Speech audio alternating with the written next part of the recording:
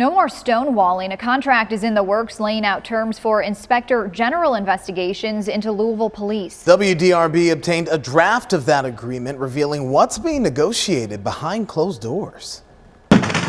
When LMPD officers knocked down Breonna Taylor's door and killed her in a raid, it sparked a storm of outrage and placed a spotlight on policing in Louisville. Because of Breonna Taylor, just got involved, and there are several boards and committees that I watch closer and attend their meetings. Citizens like Jeff Cavalcante had high hopes in the creation of a civilian review board to police the police, led by an inspector general. That's all we should be doing, is gathering evidence, evaluating it, making a judgment, and putting it forth without a bias. Ed Harness got the job, but in past interviews has said LMPD will not cooperate. We are not getting the information as efficiently and as directly as I believe is warranted under the ordinance. We're supposed to have unrestricted access to people and reports and all of that LMPD possesses, and we're not getting that quite yet. WDRB just obtained this draft of a memorandum of understanding that Harness wrote last fall. It's basically a contract for the interaction between LMPD and the Inspector General's office. Sources tell us it sat dormant. No response from prior Chief Shields or the Fisher administration. Classic stall tactics by LMPD. Metro Council was slated to address the problem this week in an ordinance, but it was pulled from the agenda again at the last minute.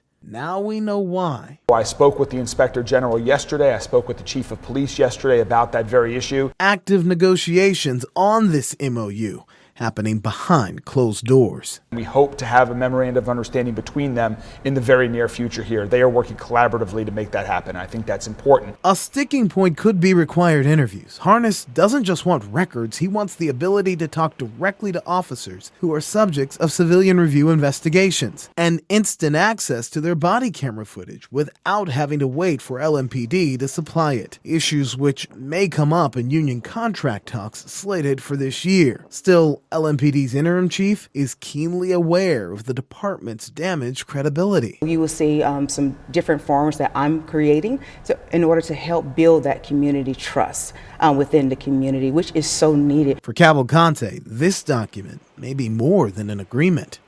It's a sign of how Metro government's doing business with its new leaders. Actions speak louder than words.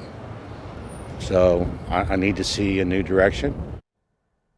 This is the Inspector General's first annual report. It was published on Wednesday. It says the office launched 16 investigations last year and none were completed due to denied access to LMPD personnel and data. The police department's stance in all this has been it won't turn over records that are part of open criminal investigations. You can read that full report now on our website with this story, WDRB.com.